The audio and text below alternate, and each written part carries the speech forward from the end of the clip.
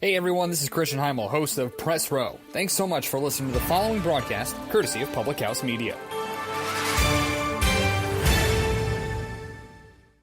This is Emily, host of Beauties and Headcanons here on Public House Media. Thanks for listening to the following broadcast on Public House Media. Once you're done with this episode, I hope you'll come and check out my show, Beauties and Headcanons, where we talk about nerdy theories, games, TV shows, books, movies, you name it. We're here to talk nerdy to you. A new show comes out every Friday. Don't forget to subscribe on iTunes so you never miss an episode of Beauties and Headcanons. Thanks again for checking out the following broadcast on Public House Media.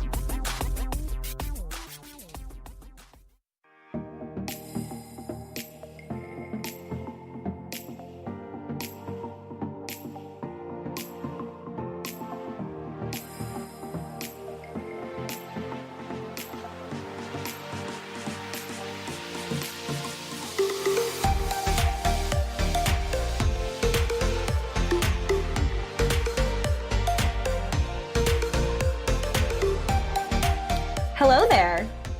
You know, disabilities, they can be invisible. And you better believe that we are going to talk about that tonight. Welcome to Loud and Proud, a show about disability, by disability, and for disability. As always, thanks to Public House Media for providing us with this platform to have our show. I am your host, Nicole Kelly, and I myself was born with a disability. I was born with just one hand, and I spent the past couple years of my life traveling and speaking at schools and universities across the country about the topic of disability. So do you live with a disability? If so, hello and welcome to a place where you can get connected with experts in our community, find thought leaders who are making changes and speaking out. Remember to hit the subscribe button, as you will want to remember every single Monday to join us right here when Loud and Proud goes live on Facebook. And for those of you who are listening maybe on iTunes or on iHeartRadio, remember to hit that subscribe button on your apps because you're going to want to hang out with us every week too. So feel free to share if anything I say or if my guest says resonates with you. For the goal of this show is to educate as many people as possible. And the more people we can educate and share with, the more people we can educate with the power of conversation. So with that, all of those very exciting and very fast announcements, let's bring to the show our lovely guest for tonight. A friend of mine, his name is, there he is, Mr. Dillon Tate. Dillon is a mental health and suicide prevention advocate, as well as the founder of a support group called Project Love. Hello, Dillon, and welcome. Oh, thank you for having me. Absolutely. Can you tell everybody, we have, of course, because of the magic of the interwebs, we have the ability to talk with people all over the country and the world. Can you tell people where you are right now? I am in Chilliwack, BC, Canada. Oh, yeah. And what time is it for you right now? Just after, I think it's 6.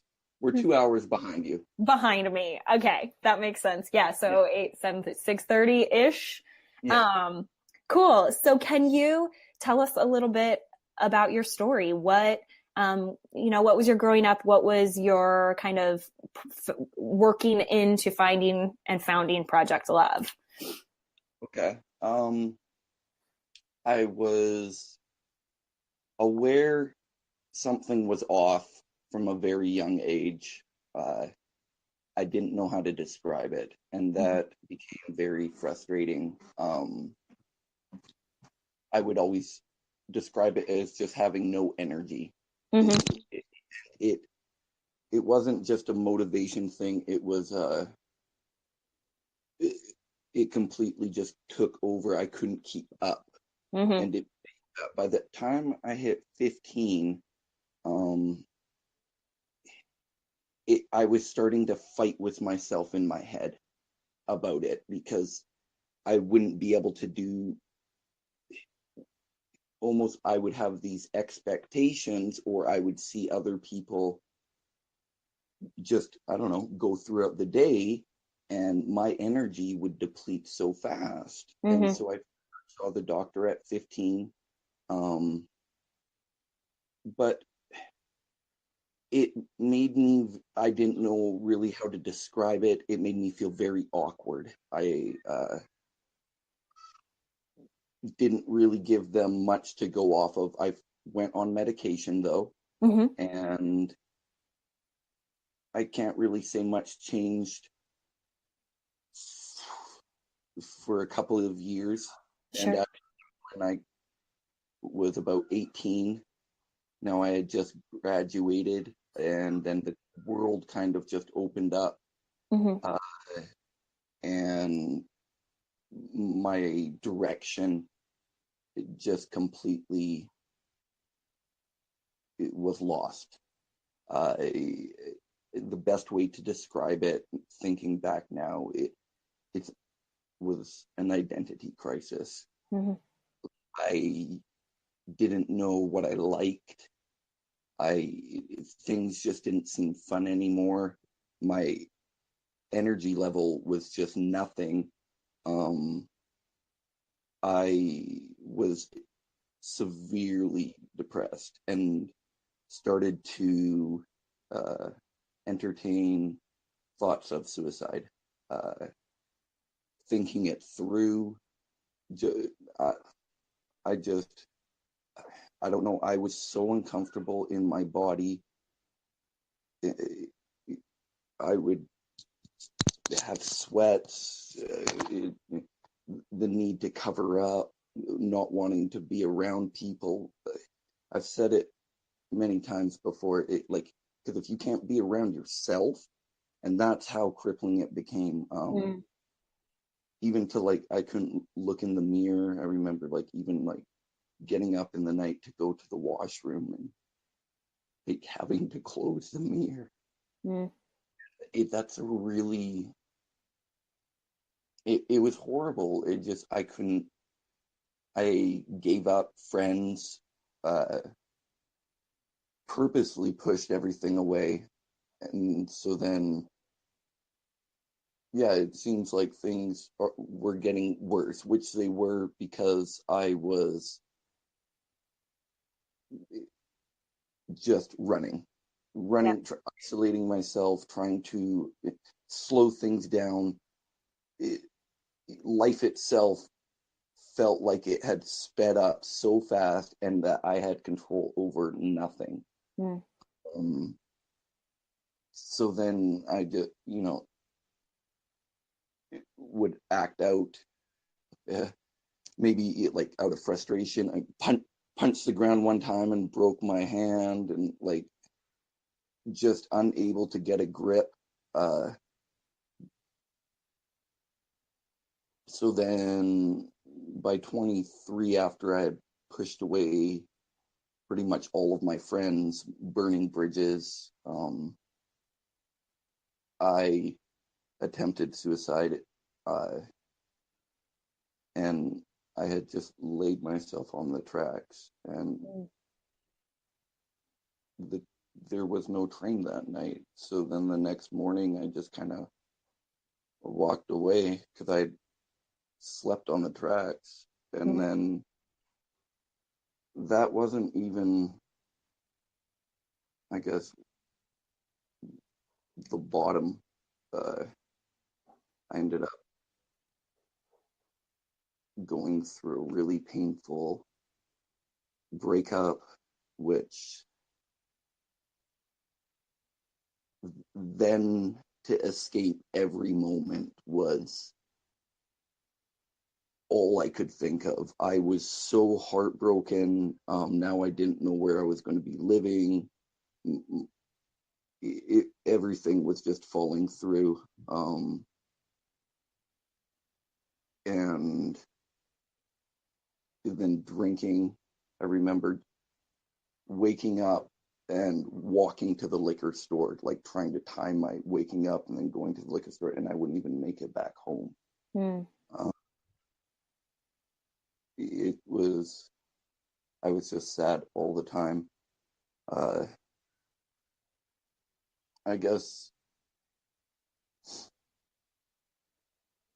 in and what? amongst all of this, to kind of bring some light to it, I my nephew was born, Mm-hmm. and he was born blind, Mm-hmm. and that was a major perspective on life itself Mm-hmm. changer for me. I didn't necessarily see it at first, but it affected me almost right away. Mm-hmm. Yeah, and it was just because he was in the hospital, in and out of surgery. I was living with my sister at the time, and it was just he needed us. And then I don't know, when you have somebody that's in need like that, it was just it took the focus off of me Mm-hmm. and started to, in a very real way, and the exchange of when you give love, right, Mm-hmm. you just get it back. And that changed everything. Just seeing him grow up, uh, even my outlook on people with like physical disabilities, it's almost in a sense a blessing, because from birth you are faced with one of your biggest obstacles, Mm-hmm. and if anything it makes you mentally strong. Mm-hmm. And that's how it was. It was Diamond, and he just learned things differently in a way that you're just kind of like almost blown away. I don't know. He teaches you. Yeah. Yeah, like it's you. You can't even imagine what it would be like until you're put in this situation, and it it's a beautiful thing to see. I guess just difference and diversity and people just being happy with who they are in Yeah. their own body. And see, that was a huge thing. He doesn't care that he can't see. That's not, and I don't care that he can't see either. Mm-hmm. And so that's, I don't know. It really made me want to find help. Sure. Um, yeah, it makes you want to be there for somebody, and then when you can't, it's like, well, something's wrong. I've known it for a long time. Uh, and I just kind of, I started to try anything. Um, I had heard somebody say, like, what are you trying? And it, it doesn't matter what it is. If you're not trying anything, that's the problem right there. Mm. If there's an issue, you have to try something. So because my thoughts were just so overbearing and I couldn't come to grips with it, and it was 24/7, I needed something like a morning devotion to start with so that I could wake up and just read something to get Mm-hmm. it into my head that wasn't my thoughts. Mm-hmm. One thing stood out, and it was, if you want to be encouraged, encourage others. And it just seemed so, it just clicked with me. It was the right time. It seemed like something I could do. I wanted to reach out, and I had the idea of Eyes for the Blind, and that was just a metaphor for giving people hope that couldn't see it. Uh, and so that's was my YouTube, and I didn't know what I wanted to do with it, but I needed to say something, or just, it was too hard to be in the public, but if I could just somehow work myself up to it. Mm-hmm. So I reached out and got involved with Project Semicolon. Yep. And yeah, it inspired me just being involved, and I just felt the need to have a group focused on encouraging others. So, and you've created an amazing large group of people that you now, not only are you encouraging, but people that are encouraging each other. yeah. It's really, really beautiful. And thank you, first of all, for being so honest in your storytelling and not shying away from the pain that was involved in you taking your journey. I appreciate that. And I think that's so important in order for you to tell the light of the story, that, you know, we don't shy away from that dark. But how beautiful is it that, you know, not only did your kind of start of your awakening come from your nephew, but also that Eyes for the Blind is just the most poetic name you could ever come up with. It's just amazing. I'm wondering, so watching your nephew Diamond, who is blind, you know, who has something that people, when he meets people right away, that they know he has this difference, versus when people meet you, they don't necessarily know that you have something that makes you different. What are the good things about having something, an invisible disability, versus what are some of the bad things that come along with that when you're meeting people? Well, I've been diagnosed with panic disorder, so that's what's going on. I am still on medication because it helps. Yep. So I was nervous to even go see a psychiatrist, go see a counselor, but after reaching out, I did go into recovery, and I'm just over 2 years now. So since I joined the program, yeah. Sorry, what was back to the question?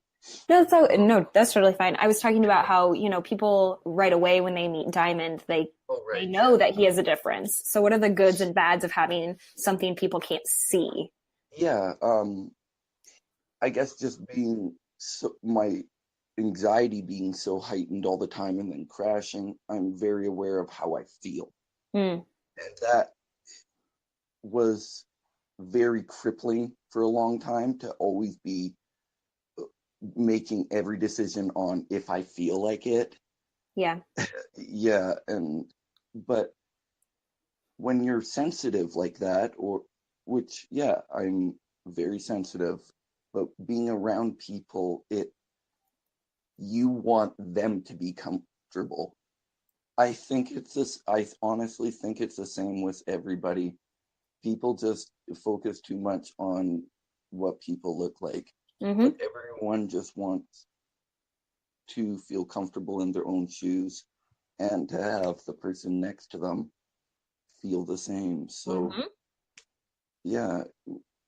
Which is fascinating, because that's what I'm constantly talking about. It is. It's how do I make the person next to me comfortable? Yeah, I find I just bring it up in conversation, or I just give off a vibe, I guess, when I'm meeting people. I just be myself, because I can't be anybody else, and it's exhausting to try. So if I'm having a bad day and my buddy's there, you know, just be like, hey man, I'm having a real hard day, and just start from there. Yep. Like, you need friends to help you through life. People need people. Yep. And so life, it's like you're making a team, a close-knit team of support, of accountability partners, as per se. Yeah. Just people that you can trust. And who can understand you, which, yet again, like rounding it back to Eyes for the Blind, like this project that you've created, it is that safe space. And for people who understand, you know, who understand the feelings and the thoughts that you also have gone through, which is amazing. I put Eyes for the Blind at the bottom of the screen for people who want to find it. So they can find it on Facebook, correct? Well, I know that's correct, but can they just type it into Facebook to find it? I believe so. Or Project Love. we do have a website and everything. What is that website? I'll get it up on the screen here. It's just www.eyesfortheblindlove.com. Eyes for, oh, you know what? My computer might not let me do it. For the blind, love. Wait for it. Love.com. Yeah, there it is. Okay, so let's put that up there just so people can see as well. Yeah, I think it's so important, the work that you're doing, and just to be encouraging and to be, first of all, to be brave enough to share your story. That's the first thing that I'm always most thankful for when I have guests on the show, is those who are willing to share. You also are, this is kind of a sidestep, but you also are, among other things, a father and an artist and an uncle, of course, as we've talked about. I'm wondering, how does art play into the kind of therapy that is being comfortable with who you are and dealing with this difference? Yeah, art is a huge part of my life. Art of any kind allows someone to express themselves, and it doesn't matter how it's done. And that is what that's what I'm trying to encourage people, just to express themselves how they are. And so when people create things, or they write lyrics or something, when you read something like that, or you just, I don't know, it's a piece of them. Mm-hmm. And it's my interest, which has also encouraged me to reach out to artists and just want to talk to them. Yeah. People that I've looked up to, and then it's like, hey, let's just have a conversation. Yeah. But it's so encouraging for them to just level with me and just say, hey, we deal with stuff too. Yep. It's like I hear it all the time. It's everywhere. People just